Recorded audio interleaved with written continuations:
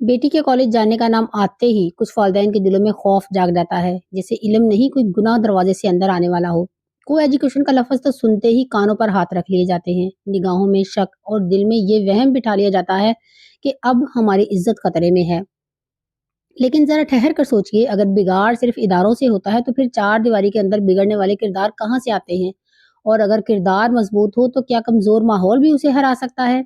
हकीकत बहुत सीधी सी है, जो बिगड़ना चाहे वो सात दीवारों में भी बिगड़ जाता है, और जो संभलना चाहे वो को एजुकेशन में रहकर भी अपनी इज्जत, अपने मकसद और अपने ईमान की हिफाजत करता है।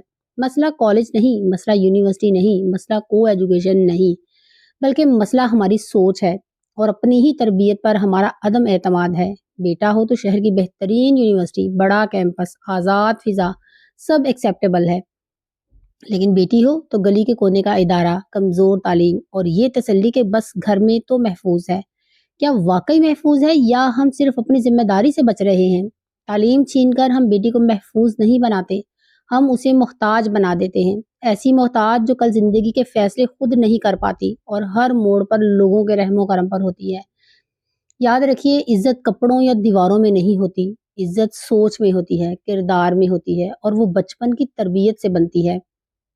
अगर आपने अपनी बेटी को एतमाद देना सिखाया है ना, नजर झुकाकर चलना नहीं बल्कि नजर उठाकर हक पर खड़ा होना सिखाया है, तो कोई माहौल, कोई शख्स उसे गुमराह नहीं कर सकता।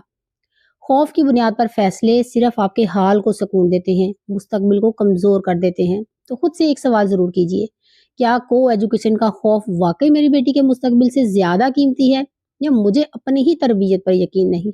अगर आप मुत्तफिक नहीं तो दलील के साथ बात कीजिए। कमेंट में बताइए, क्या वाकई घर में बैठने वाली 100% बच्चियां फरिश्ते बन जाती हैं, और क्या को एजुकेशन में पढ़ने वाली 100% बच्चियां बिगड़ जाती हैं?